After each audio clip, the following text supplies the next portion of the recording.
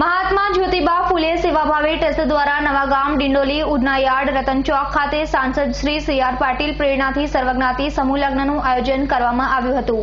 આ ટ્રસ્ટ દ્વારા છેલ્લા 10 વર્ષોથી આ જ રીતે સમૂહ લગ્નનું આયોજન કરવામાં આવે છે, જે અનુસંધાને આ વર્ષે 11મા વર્ષે પણ સમૂહ લગ્નમાં વિવિધ જ્ઞાતિના 210 યુગલો લગ્ન ગ્રંથિથી વિધિવત રીતે જોડાયા હતા।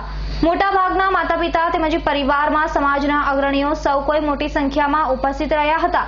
દંપતીઓના લગ્નમાં દંપતીઓને આશીર્વાદ પણ પાઠવ્યા હતા। આજે અમને બધાને અહીંયા એક ખુશી છે।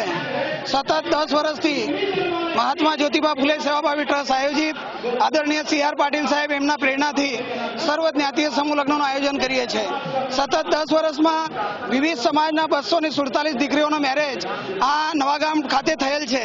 મિત્રો, આજે 11મો વર્ષ પૂરો થઈ રહ્યો છે અને 11મા વર્ષમાં પણ 22 જોડપા અહીંયા બધાના શુભ આશીર્વાદથી એમનો સંસાર અને પારિવારિક રીતે જીવન જગશે।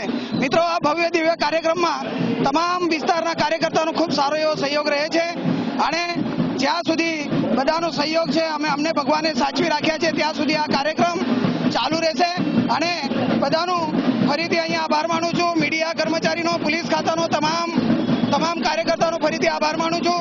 આજથી જ 12મા સાલની તૈયારી પણ અમે શરૂ કરી દીધી છે। મિત્રો, આભાર।